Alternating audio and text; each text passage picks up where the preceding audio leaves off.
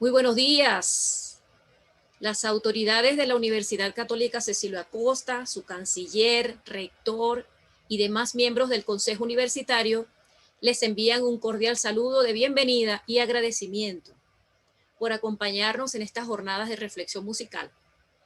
Se trata de una cadena de conversatorios, usando la ventana de la tecnología para disertar sobre variados temas inherentes a la música desde la perspectiva de cada uno de los invitados.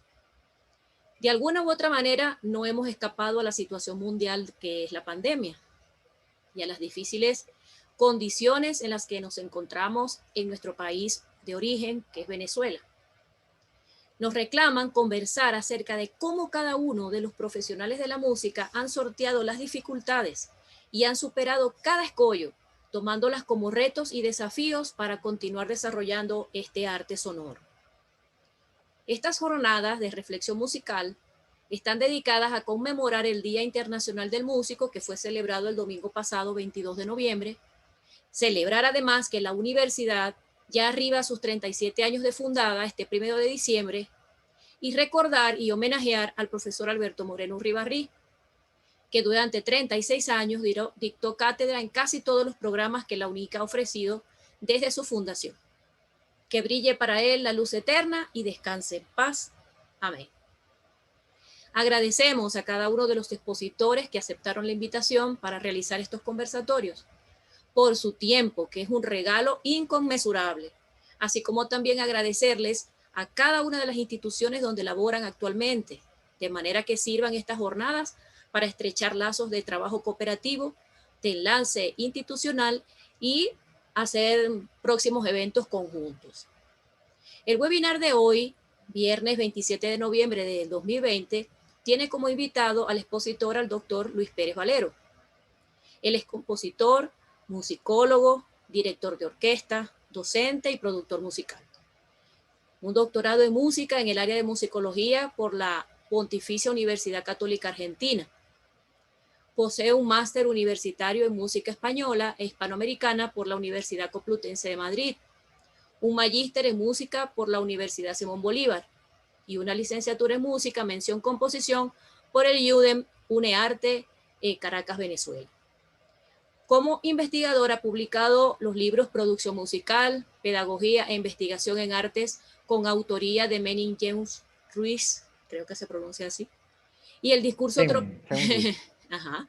Y el discurso tropical, Industrias Culturales y Producción Musical, así como artículos en diversas revistas arbitradas. Ha sido editor de libros del libro de actas del Simposio en Composición e Investigación Musical Latinoamericana. Como compositor, su obra es publicada y distribuida por la editorial estadounidense Cannabis Music Press. Actualmente es docente e investigador de la Universidad de las Artes del Ecuador en Guayaquil. Este conversatorio se titula Producción musical y músicos en tiempo de pandemia. Así que a todos les volvemos a dar la bienvenida y agradecidos por acompañarnos. Así que, profesor Luis, en sus manos queda ya el webinar. Muchísimas gracias, muy buenos días a todos y a todas. Quisiera agradecer a la profesora Lisbeth Jaime Ríos y a las autoridades de la UNICA por esta oportunidad que me están brindando el día de hoy. Y el tema que yo traigo a colación es producto de un trabajo de investigación bastante largo, de amplio espectro, que tiene que ver precisamente cómo se ha vinculado la relación del músico y de los productores musicales en un periodo de pandemia. A raíz de la situación mundial de confinamiento, cuyas circunstancias todos nos hemos visto involucrados, hay algo que queda claro y que queda preciso. Esta no es la peor pandemia que ha tenido la humanidad, ha sido el peor confinamiento que ha tenido la humanidad. Ahora bien, a raíz de estas circunstancias se vienen o se establecen una serie de relaciones, enfocándome directamente en el ámbito de la música, que tiene que ver con que de la noche a la mañana, aparentemente, se han trastocado valores, códigos, modos de producir y de hacer música, de hacer llegar a la música, que cambiaron en menos de 3 o 4 meses todo el espectro de trabajo de los músicos.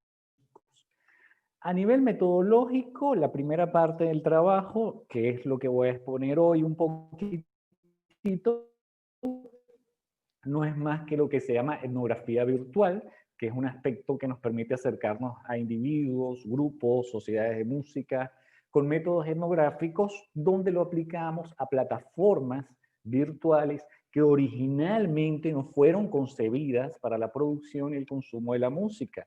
Estamos hablando de Facebook, Facebook Live, Instagram, el mismo YouTube, y que a nivel de referencias teóricas estoy basándome en las referencias de las escenas musicales. Ya les voy a hablar de eso, que son desarrolladas por Veneran Peterson y que en lengua castellana tiene importantes trabajos. Número 12. Si quieren, en el transcurso del atus teórico, porque sé que les va a poder servir, o se la voy a llegar a la profesora Lisbeth y ella gentilmente lo distribuye, donde se habla de escenas musicales. Escenas musicales no es más que la triangulación música, músicos, cómo se produce la música y quiénes la producen y quiénes la consumen también, y todo eso va triangulado en el ámbito de un territorio que puede ser físico, virtual, como estamos en este momento, o mixto, pueden combinarse. Parto de dos hipótesis fundamentales. La primera es que músicos, músicos en el sentido completo de la palabra, no usaban, por lo menos de forma consciente, las plataformas y los elementos y equipos de producción musical antes de la pandemia. Y la segunda es que, a pesar de ser supuestas escenas translocales, es decir, internacionales y de muchísima difusión por las redes, en algunos casos realmente son escenas locales que están ocurriendo en distintos puntos del planeta. Ya les voy a explicar cada uno de esos casos. La producción musical es un ámbito ordinario en el ámbito de la música y la voy a definir rápidamente, ¿no? El intérprete de música académica, su principal medio de expresión es el instrumento, mientras que en el ámbito de la producción musical, más allá del instrumento, hay una preocupación por el sonido, por lo intermediario, lo que me ayuda a conectarme, es decir, microfonía, equipos, y se busca en el ámbito de la producción musical una recreación auténtica de la propuesta de lo que quiere hacer el músico. Entonces, claro, el productor musical había vivido de cierta manera o estaba en un lado oscuro o oculto dentro del ámbito académico, porque realmente su finalidad es hacer un producto, venderlo, comercializarlo. A raíz de la pandemia, como toda crisis, trae cosas buenas, positivas y las negativas, ¿no? Dentro de las positivas es que, para comenzar, este ha sido no solamente un año terrible a nivel económico y a nivel de situaciones personales para cada uno de nosotros, sino que también de manera positiva ha sido un año donde ha habido cualquier cantidad de congresos, festivales, comunicaciones a nivel digital. En noviembre del año pasado, hace un año, yo quería mandar una conferencia virtual a España y me dijeron que no se podía, que tenía que ser presencial. En julio se vieron obligados a hacer las conferencias de manera virtual. Entonces, la pandemia nos obligó, en cierto sentido, a darnos cuenta que existía una serie de posibilidades donde lo presencial no era realmente lo importante o lo que establecía el código. Pero hay un aspecto que sí salen sobre todo afectados los músicos, y son aquellos músicos que hacen vida en bares, en conciertos, en centros nocturnos, en salas de conciertos académicas, en el ámbito de orquestas sinfónicas, en el ámbito de música popular. Como yo lo vengo diciendo, el guitarrista académico o el músico tradicional está concentrado en el instrumento, al menos que tenga un vínculo con la escena, no mantiene una relación estable con la microfonía que lo permita conectarlos. Voy a compartir pantalla en este momento y deberían estar viendo el logo de las jornadas de reflexión musical. Ahora voy a pasar a la siguiente imagen. Fito Páez. Un ejemplo paradigmático de lo que yo quiero presentar es Fito Páez, quien en medio de la pandemia o comenzando la pandemia organizó en la intimidad de su hogar un concierto. ¿Por qué esto es relevante? Porque antes el artista era una figura desvinculada de una vida íntima, era una persona dedicada al espacio del concierto, de lo performático, pero aquí estamos viendo la casa o un fragmento de la casa de Fito Páez.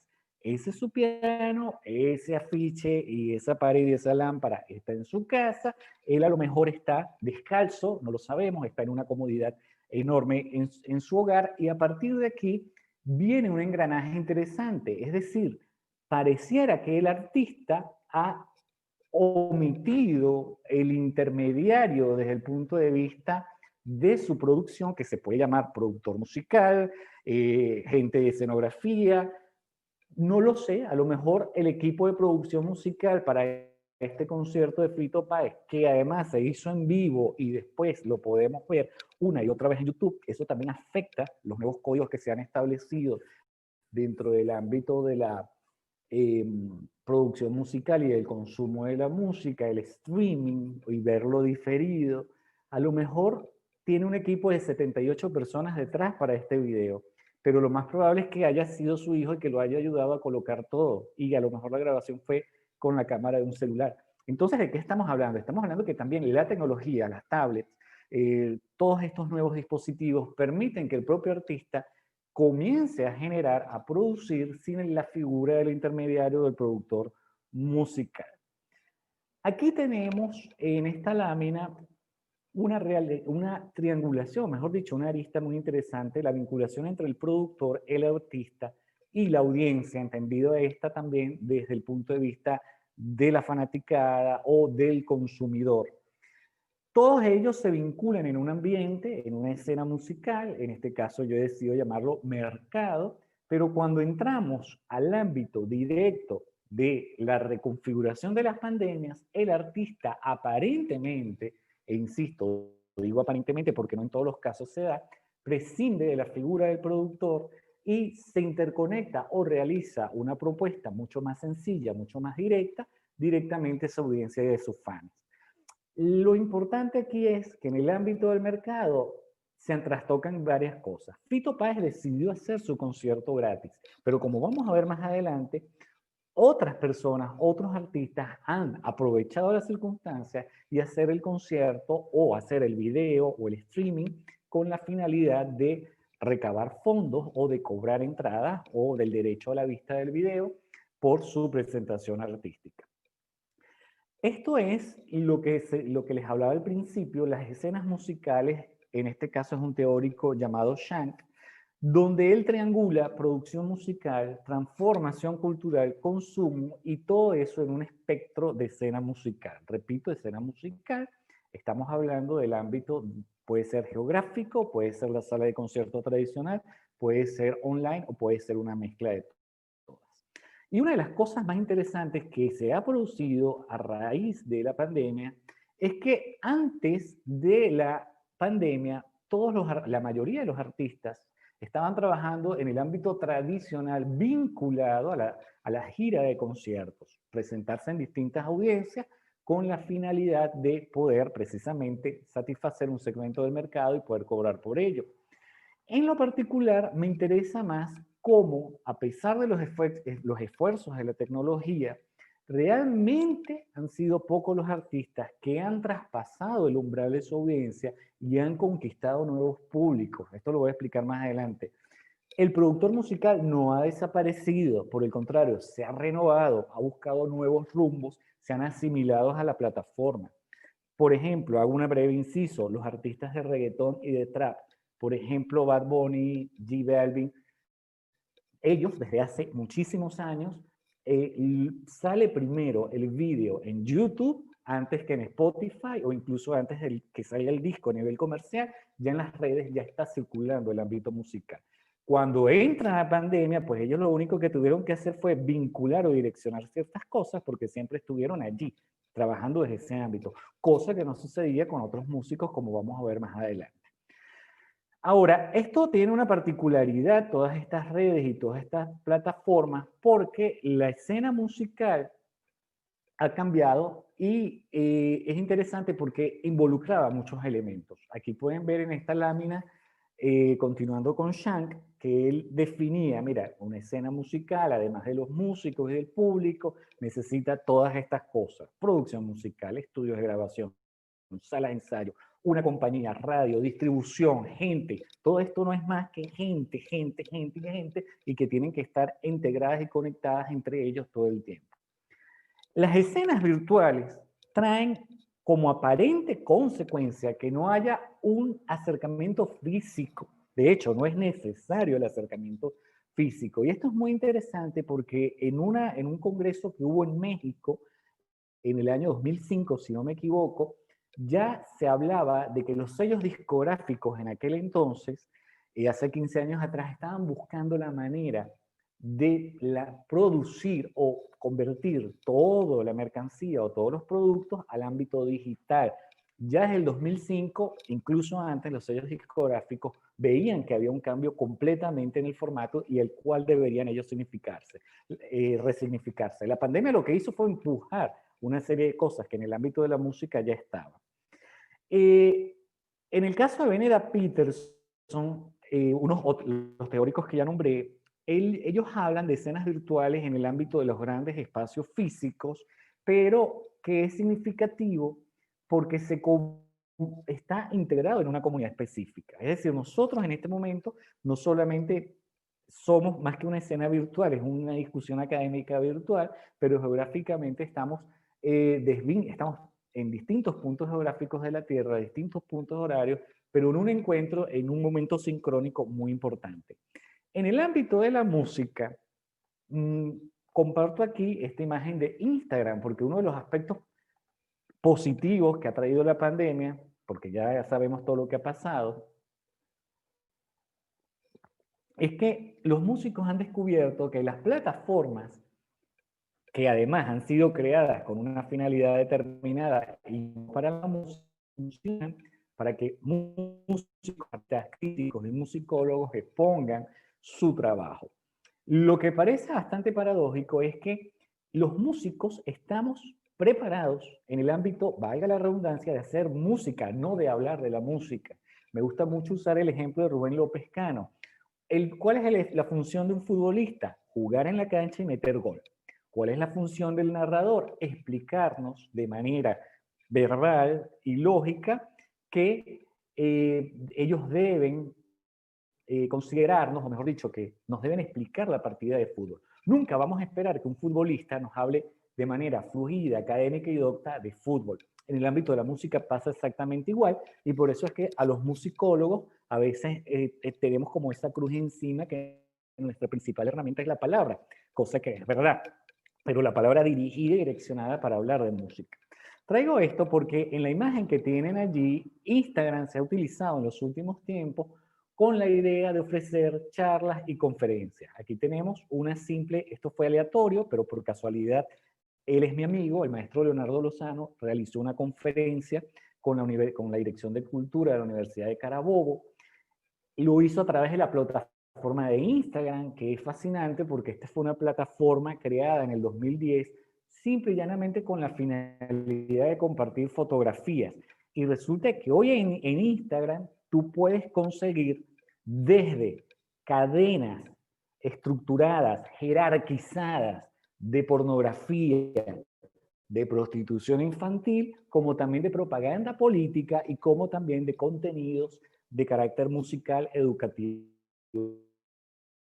como esto. No ha sido todavía pasado por el filtro en Estados Unidos, como por ejemplo se hizo con Facebook.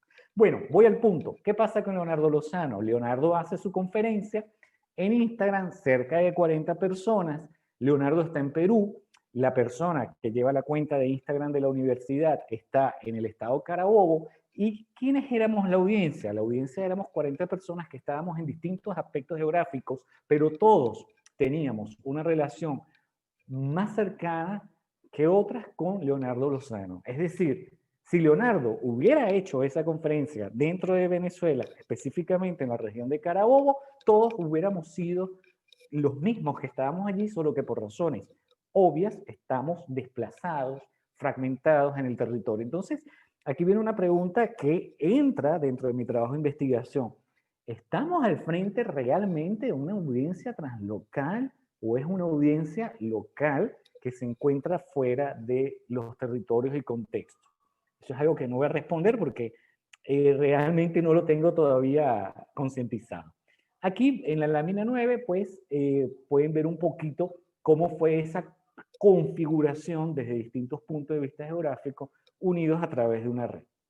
Ahora bien, vamos con el Sistema Nacional de Orquestas. Quizás la única institución musical venezolana con capacidad de hacer frente a la pandemia en el ámbito de producción audiovisual es el sistema. La razón es muy simple. El sistema, desde hace décadas, constituye un medio de propaganda eficiente en el ámbito de la política y, como si fuera poco, tienen un equipo de producción audiovisual que es muchas veces muy superior en calidad al de otras partes de América Latina. Joseph Goebbels, Joseph Stalin, José Antonio Abreu sabían que la propaganda era fundamental para que un proyecto llegara a las redes. Por pura casualidad empiezan los tres nombres con José. Al respecto, este equipo organizado tiene dentro del Centro de Acción Social de la Música un equipo tremendo de producción audiovisual y ellos han llevado en la manera de sus posibilidades una gran producción de los conciertos, de las giras, hace poco se hablaba de que ellos podían hacer un programa de televisión o un canal de televisión 24 horas. Lo pueden hacer porque durante 40 años han recopilado material.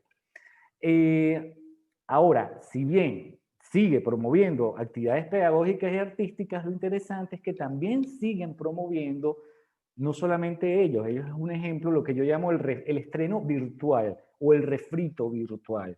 ¿Qué es eso? Es simple y llanamente un concierto que se dio hace 5 años atrás, lo presento como una novedad en las redes sociales y digo, bueno, vamos a escuchar el concierto de Claudia Abbado que hizo en la Santa Sede, en el Centro de Acción Social para la Música, pero resulta que Claudia Abbado murió, que es un concierto diferido, y el estreno realmente es la producción audiovisual. Eso, atención, es plenamente válido. Es otra manera también de hacer música y de producir música. Paradójicamente, y esto es una nota al pie que tengo yo aquí, es publicitado por la Sociedad del Piano Venezolano, sociedad que no tiene ningún vínculo con el sistema, pero por lo menos es un aspecto interesante que podemos ver acá. Muy bien, a diferencia del sistema, el sistema tiene una ventaja o también una condena, ¿no? Es del Estado. Entonces, claro, contra el Estado no puedes luchar. Pero ¿cómo fue en el caso de aquellas instituciones que no dependían directamente de un financiamiento del Estado? En esta lámina tenemos la crisis que presenta actualmente la Orquesta Metropolitana de la Ópera de Nueva York. Sí, señores, las orquestas de Nueva York están en crisis. Resulta que a raíz de la pandemia es una agrupación, es una institución que hace vida, ellos viven del ticket, de la entrada, del concierto. Y aquí hay otras razones políticas que no puedo entrar a explicar porque no las entiendo, les soy sincero. Es decir, la Orquesta Metropolitana es parte de un conjunto de ensambles y de agrupaciones que hacen vida en Nueva York, y todas las otras han sido como salvadas de una manera u otra, pero la Orquesta Metropolitana de Ópera no. Allí, insisto, hay otras cosas que no termino de ver y la verdad es esa, ¿no? Entonces, esta agrupación desde el 1 de abril ha estado impaga. Eso es algo que no había pasado. Esa también es una situación que todos estamos viviendo en la pandemia. Lo cierto es que ha habido una disputa muy intensa por los organizadores, no se ha podido organizar conciertos, la orquesta se inventó un crowdfunding, ya llevo 20 minutos, voy a ir como cerrando la idea para que hagamos un debate y unas preguntas. Lo cierto es que detrás de la situación de pandemia de esta orquesta, ellos lograron por fin, después de muchísimo tiempo, hacer su primer concierto el 22 de noviembre, ahí tienen la imagen, con un ticket online. Es interesante porque entonces la sala ritual de concierto tradicional está desapareciendo. Atención, ya el disco de por sí ya ofrecía una recreación de la interpretación en la propia comodidad de tu hogar. No solamente eso, sino que ahora podemos ver en streaming, en vivo, en directo, la posibilidad de comprar un ticket para la orquesta, salvar a la orquesta y ver también un repertorio en vivo, como buscar una particularidad. Algo muy interesante es que la agrupación decidió hacer repertorio de cámara por las cuestiones de acercamiento de la gente, y a raíz de toda esta situación de pandemia, yo ya, para ir finalizando, hay varias cosas que tenemos que quiero dejar en el tapete para la discusión y para el futuro. Por ejemplo, hoy en día tenemos acceso a una cantidad enorme, casi limitada de información, al menos que se compren los tickets, como en este caso, y veas el concierto de manera particular. Nos permite acercarnos a los artistas que no conocíamos antes. Podemos tomarnos un café con Fito Páez, conversando con Fito Páez mientras él afina el piano de su casa y nos habla de los preparativos. Lo problemático, y que es algo que ya Humberto Eco veía en los años 90, es cómo hacer para digerir la cantidad de actividades, de propuestas artísticas, de conferencias que estamos viviendo día a día.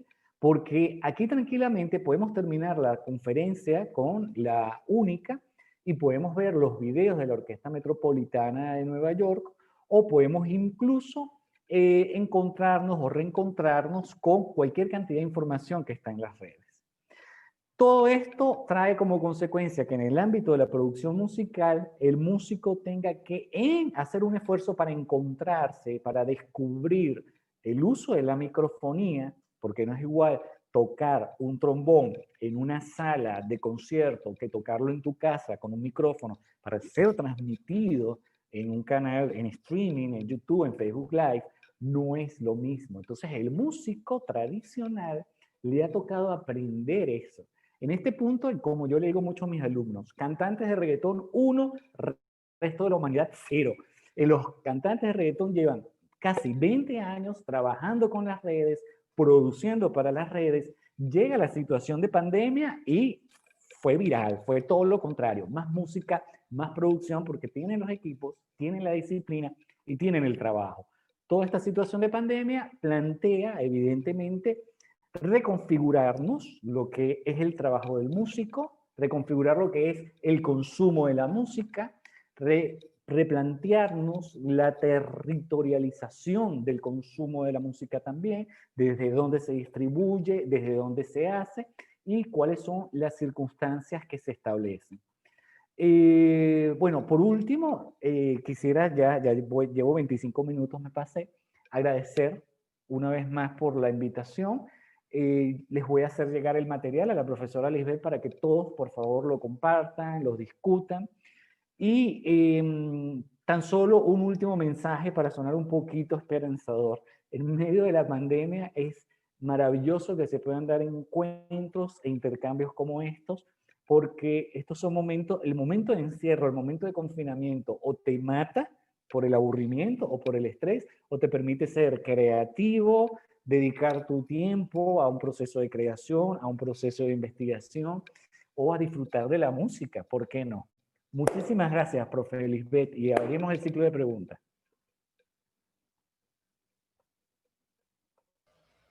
Muchísimas gracias a usted, profesor. Bueno, estamos esperando que me pidan quien quiere intervenir de primerito. No quiero ser yo porque soy la moderadora. Bienvenidos a los que entraron a la sala mientras estaba haciendo la exposición el profesor Luis.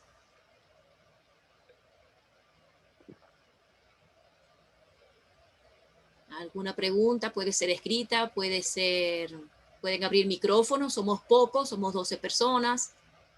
No es difícil administrar el audio, así que quien desee hacer una pregunta o una intervención, un comentario, complementar. Bueno, mientras perdemos la timidez, rompemos el hielo, Sí. aprovecho para agradecer la presencia de Cosme y Enrique Landívar, que son dos de mis exalumnos, ya son licenciados en producción musical, y ellos fueron o del grupo que nosotros denominábamos en la universidad la generación pandemia, porque a ellos les tocó realizar un trabajo de investigación y de producción musical en el ámbito en medio de la pandemia, además en la época más fuerte, y para los que no lo saben, bueno, en Guayaquil se vivió una experiencia bastante dramática, a niveles que estuvimos hubo momentos a nivel mundial que éramos tendencia en las redes. Y bueno, estos chicos y todo su grupo hizo un trabajo extraordinario. Es lo que conversaba, estos son momentos y son circunstancias que exigen concentración, disciplina, trabajo y mucho ánimo y muchas ganas de hacer las cosas. Uh-huh. Acá, con cada uno de los expositores, que son prácticamente mis amigos, colegas y mis amigos, les dejé libertad de selección del tema. Y ha sido interesante porque coincide, parece una cadena, un enlace tipo espiral en cada uno de la relación del título de los temas, ¿no? El viernes 20 hablamos desde el punto de vista emocional del músico. El miércoles tocamos un poco sobre, ¿y ahora qué vamos a hacer? Y el profesor Leslie Pozo habló de todas las posibles soluciones que puede tener el músico dentro de su hogar, ¿no? Para crear. Y hoy estamos hablando de eso que creamos hacia afuera. Es bastante interesante, ¿no? Y le decía al profesor, le comentaba el miércoles, que es que a los músicos en realidad no nos enseñaron a mercadear nuestro propio producto porque teníamos un intermediario, que era el representante, que era el productor, y le dejamos eso a manos de otras personas, ¿no? No nos interesaba más que tocar nuestro instrumento y que los demás hicieran el trabajo de venderme a mí. Resulta que ahora no.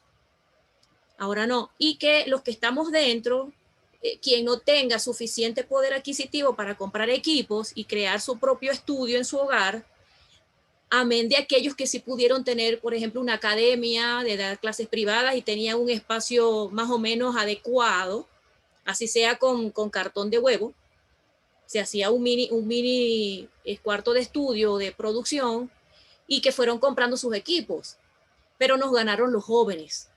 Yo les digo así, nos ganaron la generación millennials, que son estos reggaetoneros, ¿no? Amén de que nos guste o no lo que producen, pero que nos están ganando en vender su producto. Eso es lo que está pasando y que están metidos en las redes desde hace mucho tiempo. Sí, lo que pasa allí, y esto es una discusión que yo tuve en su momento con mi maestro de guitarra allá en Venezuela. Yo estudié con un maestro, no sé si lo conocerán los venezolanos, llamado Balmore Nieves, guitarrista clásico. Y cuando él siempre organizaba varios conciertos al año, ¿no? Sus alumnos siempre se daban a conocer. Y yo me percaté que por razones obvias él no nos enseñó una serie de cosas, como por ejemplo algo tan simple como cómo redactar una carta para solicitar una sala de concierto, cómo redactar una nota de prensa, cómo vestirte cuando vas a hablar con X persona o X personaje. Y claro, yo 10 años después, yo le comentaba, no a modo de reclamo, sino a modo anecdótico, porque de hecho yo ya me estaba dedicando de cierta manera a la gestión cultural. Son cuestiones de gestión en ese momento. Y él me decía, bueno, o te enseño a ser músico, o te llevo la ruta de la música, o te enseño todos los vericuetos administrativos burocráticos. Y en el caso latinoamericano, en líneas muy generales, funciona de esa manera. O sea, los artistas trabajamos, estudiamos, nos preparamos, pero cuando vamos al mercado de trabajo, ¿con qué nos encontramos? En mi libro del Simposio de Composición Musical e Investigación, allí hablo precisamente de eso. El compositor latinoamericano termina y no sabe qué hacer con su vida, porque no, de hecho, hay una serie de códigos en cómo te vas a dirigir a otros maestros, a otros colegas, y claro, fuiste preparado para el arte, para la academia, para producir música, pero ¿cómo llevas tu música a la escena? Entonces, lo que ha tenido las nuevas generaciones, desde hace cerca de 30 años hacia acá, es que también los equipos de producción musical han bajado los costos. Y mis estudiantes en producción musical, tengo algunos de ellos que tienen un home studio sencillo y han logrado ganar algunos, hacer producciones profesionales y algunos hasta grabar con artistas fuera del Ecuador. Esto es, claro, precisamente consecuencia de que generacionalmente quedamos como en un bucle, quedamos como pegados en una situación, en una circunstancia, en un contexto, y la tecnología va a una velocidad impresionante, o sea, es una cosa extraordinaria. Al mismo tiempo viene el consumo y la producción, el consumo de nuestra música o la producción de nuestra música y que nos paguen por lo que hacemos. En el ámbito de la música académica, pues en el contexto venezolano específicamente, nos puede parecer absurdo que una orquesta cobre entrada por un concierto. ¿Por qué? Porque tuvimos 40 años de aparente democracia en la cual se nos instauró o se nos enseñó que lo gratuito era lo valioso, que no había por qué pagar. Muy bien, yo creo que hoy en día, sin ánimos de entrar en política, pues estamos pagando un poco la consecuencia de eso. Lo que pasó con Nueva York o con la orquesta que traje de ejemplo era todo lo contrario. Precisamente no podemos hacer conciertos gratuitos porque nadie paga por nuestro trabajo y tenemos que vivir de eso. La música popular tiene una ventaja, que lo que necesita, bueno, tiene muchas, pero una de las ventajas es que tengo que convencer, que tengo que vender, porque la competencia es muy grande. Entonces, al lado de un reggaetonero o un trapero como Bad Bunny, alrededor de él hay muchos. Entonces tiene que buscar la manera de promover su música, bien sea por calidad, nos guste o no, o por impacto o por polémica. Eso también vamos a estar claro, ayuda a vender muchísimo. Hay músicos en el ámbito popular que venden más por la polémica que por la misma calidad de la música. Y todo eso hace que nuestro contexto o nuestra realidad se transforme.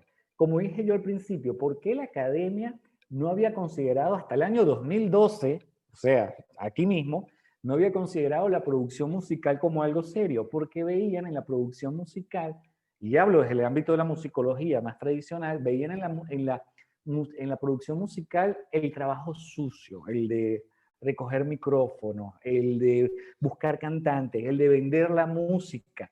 Y como me dijo un musicólogo venezolano llamado Juan Francisco Sanz, ¿qué tiene de malo vender mi música? Independientemente de la calidad que sea o del género que sea. Entonces, claro, son aspectos que en distintas áreas, en distintas facetas, nos toca repensar, ¿no? Nos toca reflexionarlo, nos toca direccionar un poco las circunstancias en las que nos toca desenvolvernos en el día a día. Si esto nos gusta, si esto es nuestra profesión, si para esto fuimos nosotros capacitados, ¿por qué no vamos a cobrar por eso? Es ahí el meollo del asunto. Me llama la atención eso de que hablen mal de mí, pero que hablen, ¿no? Eso es muy común. Dice Irán Thompson, lo malo de los conciertos online es que puede que se vaya en internet en medio concierto. Es verdad, aquí no puede pasar, que se vaya el internet y quedemos todos desconectados. Pero sería increíble que haya conciertos presenciales encapsulando a la gente en burbujas como hizo la banda de Flaming Lips.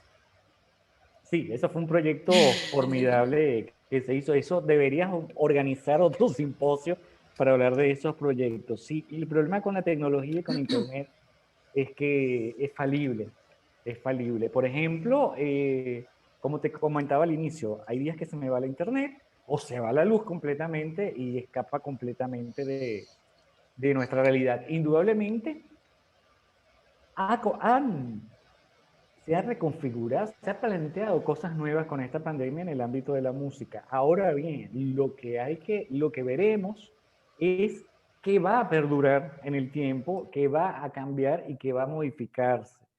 Porque una de las cosas que me ha gustado de plataformas como Instagram es que los músicos están comenzando a hablar.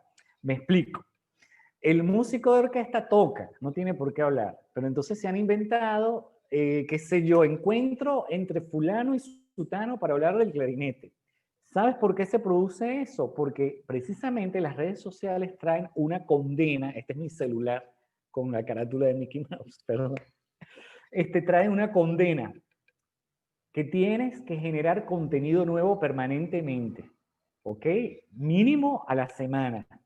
Ahora, ¿Qué pasa con un músico de orquesta? Si vas a tocar una obra sinfónica, necesitas gente. Si vas a tocar un concierto solista, por más virtuoso que seas, necesitas unas cuantas semanas de preparación. Y aún así, no te vas a sentir nunca en capacidad de ofrecer una presentación óptima. Entonces, lo que yo he observado es que han gastado lo que yo llamo los cartuchos de repertorio. Ya no tengo más nada que mostrar, ya no tengo nada que hacer, y lo que voy a hacer es hablar. ¿Por qué? Porque necesito mostrarme en las redes, sobre todo más que por una cuestión de popularidad, por una cuestión de tener algo que hacer con mi vida en mi casa para afrontar la pandemia. ¿Qué pasa con esta gente de reggaetón, de trap o de la música popular? Que cuentan con varios productores musicales, entonces pueden trabajar en varios proyectos simultáneamente, los dejan literalmente en fila y después semanalmente van bombardeando las redes de una manera muy exitosa y con un público que ya tienen cautivo. En 2017 yo tuve que dictar una materia aquí que se llamaba Análisis de la música popular. Entonces la idea era ofrecer a mis estudiantes herramientas musicológicas para analizar música popular desde la musicología, pero en el ámbito de la producción musical. Yo con ellos no vi los grandes maestros, o sea, hay grandes ejemplos de producción musical, como en cantantes como Juan Gabriel, por ejemplo, el mismo Camilo Sesto, es decir, artistas, vamos a llamarlos épicos, pero me interesaba muchísimo lo que estaban haciendo los artistas en su momento de trap y reggaetón. Y yo preparaba la clase el jueves en la noche, y cuando llegaba, mentira, yo preparaba la clase en la semana, pero el jueves en la noche, los artistas de trap y reggaetón sacaban un video nuevo. Entonces, el material que yo llevaba al día siguiente ya se había envejecido en una semana. Entonces, allí llegó un momento y dije, listo, llegamos el viernes en la mañana y vemos que subió Bad Bunny, que subió Ozuna, que subió Balvin, y toda la semana era un bombardeo, te hablo de hace 3, 4 años atrás. ¿2016 qué? Sí, 3 años atrás. Te hablo de hace 3 años atrás. Ellos ya lo hacían. Entonces, claro, lo hacían y lo pueden hacer porque comprenden que la música es un medio de producción, es toda una estructura de producción, cosa que en el ámbito de la música académica cuesta mucho más. Una buena orquesta, es verdad, te puede hacer performance una vez a la semana o cada 2 semanas, dependiendo del nivel de los músicos, dependiendo del nivel del director, y también dependiendo del repertorio, porque si te toca un repertorio muy complejo, pues tienes que buscar músicos invitados, reorganizar los ensayos, etc. Ahora, el ritmo era distinto. Tú convocabas y decías, dentro de un mes la orquesta se presenta en la iglesia tal, pero ya no lo puedes hacer porque la situación de pandemia te cambió. Son todas estas cosas que me gustaría pues que estuvieran allí, que lo pensáramos, lo reflexionáramos. Como les digo, esto es un trabajo mucho más grande. La pandemia aceleró todo y aquellos que creían que todavía podían seleccionar entre lo online, entre la virtualidad, entre las redes y la presencialidad, pues escogían la presencialidad y no se inmiscuyeron, pero ahora todos tenemos que volar en esto, ¿no? Dice José Herrera, yo lo hice por 4 meses más o menos desde Tampa, Florida. Al principio me fue bastante bien, el público me envió dinero por PayPal, pero después de un tiempo había demasiada gente haciendo lo mismo y dejó de ser innovador. 2 veces a la semana hice Performance Live en Facebook. Fue una experiencia de la cual aprendí mucho y seguiremos aprendiendo, José. Y seguiremos aprendiendo, como dice el profesor, sobre todo de marketing, porque el marketing tiene hay que estudiarlo por esto del público, de la data y después el nicho. Me parece que también hay que educar al público, ¿no? Que te conozca, que te deja conocer, que te entiendan tu expresión, que te entiendan tu música, porque aquellos son un Claro, monstruo. esa es otra cosa también, la audiencia, porque la audiencia, y esto es algo que me salté y me lo salté a propósito en la conferencia por cuestiones de tiempo, porque creo que el conversatorio es muy importante. Hay artistas que logran migrar a otras audiencias a raíz de las plataformas, pero hay otras que no, hay otras que se siguen manteniendo y siguen siendo el mismo público fiel que ya tenía, es el que lo sigue en las redes o el que se mantiene. Pero lo terrible con esto, y como muy bien lo expresa José, gracias por tu comentario, es precisamente que el público se puede aburrir, puede cambiar, es muy rudo, ¿no? Entonces, a veces te encuentras, yo durante una época estuve tratando de hacer mi carrera como youtuber, digamos que por el doctorado lo tuve paralizado, pero es muy fuerte porque semanalmente mínimo tienes que estar generando contenido nuevo que lleva tiempo en preparar y como si fuera poco, no necesariamente gusta a toda tu audiencia. Entonces, yo, por ejemplo, en mi canal de YouTube pueden ver unos videos donde hablo maravillas de Bad Bunny, porque Bad Bunny tiene cosas buenas de qué hablar. Pero entonces la audiencia académica docta no le interesa y viceversa. Entonces es difícil, es un mercado bastante difícil y nada, es una cuestión de mucha perseverancia, de mucho trabajo y también de ánimo, de humor, de circunstancias, como todo. ¿Alguien quiere tomar el micrófono para conversar o ya están muy calladitos? Ismael Vinicio Carrizo, el maestro Vinicio Carrizo, él es de Maracaibo, compositor, profesor, calladito por Bueno, allí. Lisbeth, les voy a decir un secreto que esto lo sabe, no sale ni en mi biografía oficial.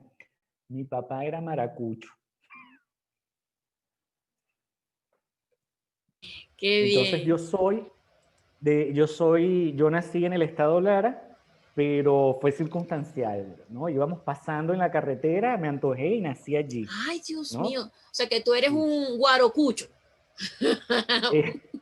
O un De madre maraguaro. trujillana, Ay, además. wow.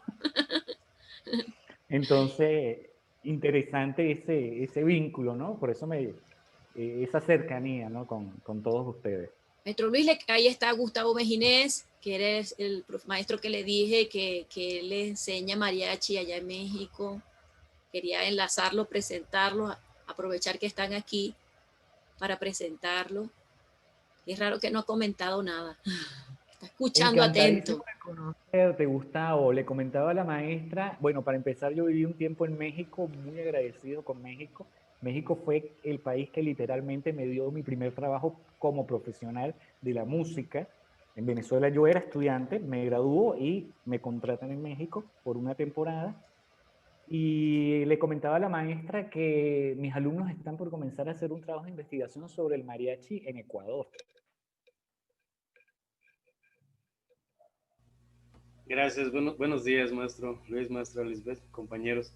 Sí, sí, qué padre que la verdad haya esa motivación y haya esas ganas de querer rescatar géneros musicales de diferentes partes del mundo. México, pues la verdad, para mí, pues obviamente, ¿qué decir? Yo sé que es un trampolín para diferentes géneros de música. Yo sé que muchos artistas vienen a México y de aquí los impulsan porque, bueno, hay distintos públicos para distintos géneros, gustos.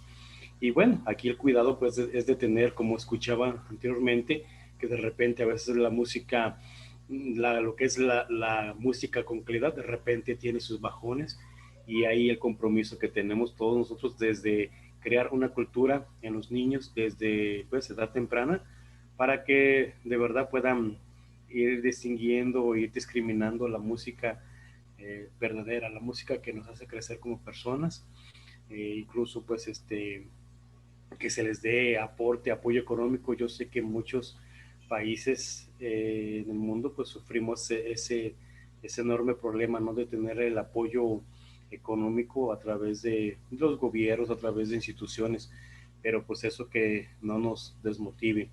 Y pues sí, la música del mariachi la verdad es maravillosa, ¿qué puedo decir? El Mariachi Vargas actualmente ha hecho conciertos virtuales, y bueno, por ahí me ha tocado ver dos, tres y pues sigue siendo una maravilla porque la verdad, pues nos rescata mucho y nos sigue motivando, pero desafortunadamente hace falta más audiencia, hace falta más público. Aún así en estos tiempos pues, de pandemia se pueden lograr muchas cosas, pero pues hay que seguirlo impulsando. Yo la verdad de todos ustedes aprendo mucho porque hay muchas cosas, muchos temas que no desconozco, pero que la verdad me están enriqueciendo y yo estoy seguro que poco a poco lo voy a ir llevando a cabo en mi carrera, pues en mi trabajo, en mi ámbito laboral. Así que pues les agradezco mucho. Es mi aportación, maestro Luis, maestra Liz. Muchísimas gracias, Gustavo. Y seguro vamos a estar en contacto cuando empiecen a llegar esos avances sobre el mariachi en Ecuador. Sí, a mí me parece también que este es un momento importantísimo para que a pesar que el eje transversal de cada uno de los temas es la pandemia y la situación Venezuela, es obvio el tema educativo. Es obvio, o sea, está intrínseco en todos los webinars. O sea, se tiene que replantear la academia, las universidades, las escuelas, las academias, porque aquello de yo no enseño por estas redes porque a mí me gusta estar con el estudiante aquí de frente al lado. Es verdad, cada uno tiene su ventaja y su desventaja, pero si la realidad era que la presencialidad es lo mejor, tuviésemos todos los alumnos fueran 20 puntos, ¿verdad? Y no es así. No es así. Sí, el problema con lo virtual, y esto hablando de lo educativo, es más allá de la situación, es que la modalidad sincrónica es el mejor ejemplo de todo el esfuerzo que hay que hacer. El docente debe preparar los materiales que debería, en primera instancia, pueden ser u originales del docente o adaptados a la línea que el docente vaya a manejar. Pero después viene la otra contraparte y me pasa con mis estudiantes en la universidad y les estoy seguro que le pasa a los otros docentes también. Es que yo te mando los videos, yo te mando los libros y necesitas buscar tiempo para leer, estudiar, pensar y reflexionar. Entonces, en todo nuestro sistema educativo, hablo en línea general a nivel hispanoamericano, me atrevo a decirlo de esa manera, nos enseñan sobre todo a repetir discursos o repetir lo que dice el texto y no a reflexionar en torno a eso. Y eso tiene que ser un ejercicio largo, prolongado y que debe comenzar desde los primeros años del proceso del sistema educativo. Entonces, claro, en el corte de la pandemia o en la situación de la pandemia nos encontramos que hay que mandarle al estudiante lecturas, el estudiante puede hacer la lectura, pero viene el otro elemento, está el nivel de comprensión del estudiante, porque me pasó muchas veces, de hecho, Lisbeth, con los mismos videos que tuviste que yo subí, que había una mala interpretación, pero claro, la mala interpretación era por varias cosas. Primero, yo había explicado ciertos conceptos asumiendo que los estudiantes lo manejaban de manera ordinaria.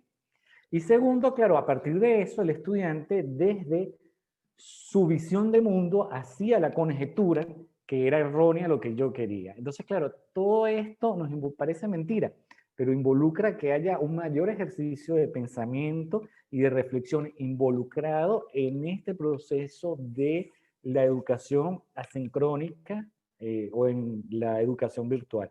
A nivel de instrumento me preocupa mucho más porque, claro, cuando tú haces la enseñanza del instrumento a nivel musical, es una enseñanza de tradición oral. Es decir, el estudiante va a repetir el sonido y la articulación del sonido en la medida en que el docente se lo presenta. Por más alta fidelidad que tenga el estudiante y el docente en su casa o equipos de grabación o de reproducción digital, no es igual que tenerlo en situ. Entonces, tanto a nivel visual, tanto a nivel auditivo, hay una serie de cosas que en el proceso pedagógico, hasta ahora yo siento por encima, hablando muy por encima, siento que se pueden perder, ¿no? Hablo de tipos de articulación que son mucho más delicadas en un estilo musical o en un género. Paradójicamente sigue ganando puntos el ámbito de la música popular o el ámbito del trap o el reggaetón, porque tú le puedes explicar al estudiante a través de un programa como FL Studio cómo hacer loops, y es casi seguro que el estudiante lo va a hacer y su equipo lo va a reproducir. Pero cuando hablamos, por ejemplo, de arcadas en el violín o de frulatos o de efectos con la lengua, articulaciones con la lengua, si hay una latencia, por ejemplo, el alumno tiene una latencia, pues ya allí se pierde muchísima información en el proceso de enseñanza. Nada, todas estas cosas nos toca reaprenderlas y repensarlas. Fíjate que estamos tocando tres aspectos, ¿no? Al docente de música que forma músicos, el docente de música que tiene que crear su estrategia para poder enseñar de esa manera, y luego los músicos profesionales, que es el tema de hoy.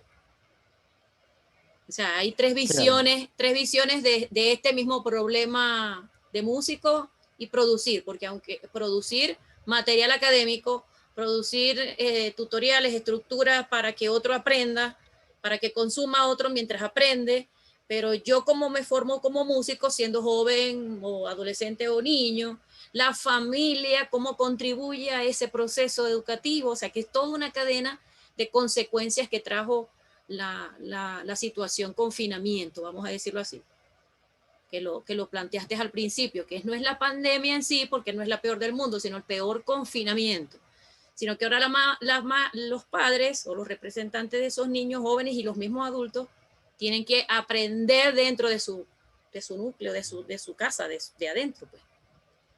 Sí, fíjate lo que dice Yolanda Aguilar, que como Uh-huh. maestra de música, pues se le ha hecho muy difícil enseñar a sus alumnitos a través de las redes, alumnos de 4 o 6 años. Yo le voy a contar a Yolanda y a ustedes una experiencia.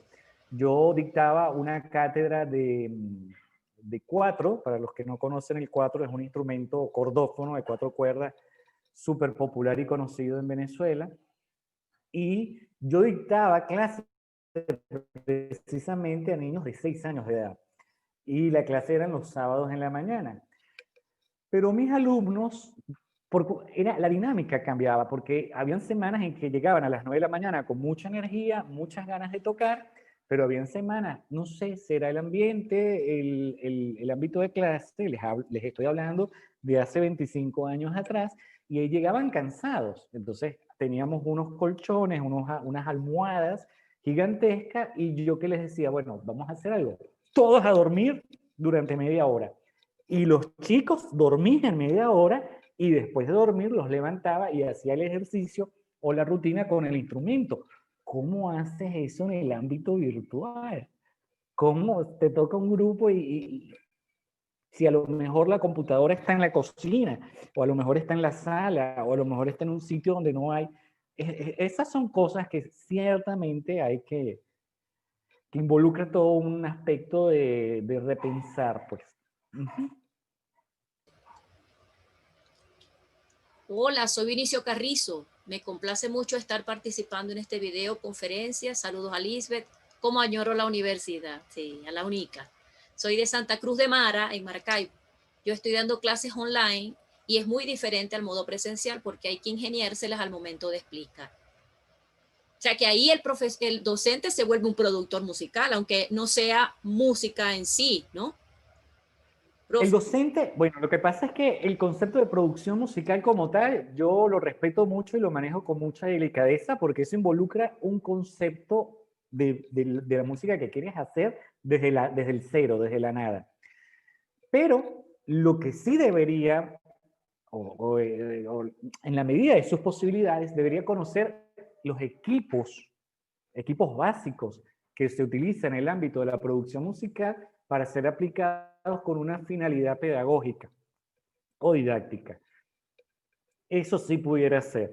Pero, claro, o sea, como ya lo hemos vivido cada uno de nosotros, nos agarró la pandemia, nos agarró la circunstancia y nos ha tocado, se usa mucho una palabra que es reinventarnos. Para mí reinventarnos ha sido el eufemismo que se ha utilizado para sobrevivir. Nos toca sobrevivir en medio de una circunstancia tecnológica en el ámbito laboral, pero al mismo tiempo una circunstancia también que no hemos estado o no nos preparamos para ciertos procesos de aprendizaje que tienen que hacerse en este ámbito. Me preocupa mucho, por ejemplo, los niños precisamente de la edad de Yolanda, de 4 a 6 años, que tienen que vincularse con el aspecto de la lectoescritura. Y no hablo musical, hablo del idioma. Si en el contexto general la enseñanza de la lectoescritura es deficiente in situ, no quiero imaginar cómo ha sido el proceso de la enseñanza de la lectoescritura en el ámbito de las tecnologías digitales. No sé, son una cantidad de cosas que ya entrarían los pedagogos a plantear, a hablar y a discutir. Ajá, si hay alguna otra participación, este conversatorio ha sido espectacular. Gracias por estar aquí, por acompañar a la Universidad Católica Cecilio Acosta en esta disertación del profesor Gracias a ustedes por la invitación. Luis Pérez Valero. Si no, entonces empezamos a hacer la despedida. Bueno, Para muchísimas finalizar. gracias, Lisbeth, por esta oportunidad y a todos los participantes también, a mis estudiantes que están haciendo aquí acto de presencia. Y pues nada, muchísimas gracias de nuevo a las autoridades de la UNICA y seguimos en contacto. Cualquier cosa, pues conversamos. ¡Eh! Diga. Bueno, que pasen un feliz día. Chao. O Chao, sea, que maestro, yo voy a gracias. Gracias agarrar la a todos, guitarra. hasta luego. Buenos Me va a días. acompañar. Gusto conocerlos. Igual. Igualmente. Ok. Gracias, maestro Luis, maestra Liz. Chao.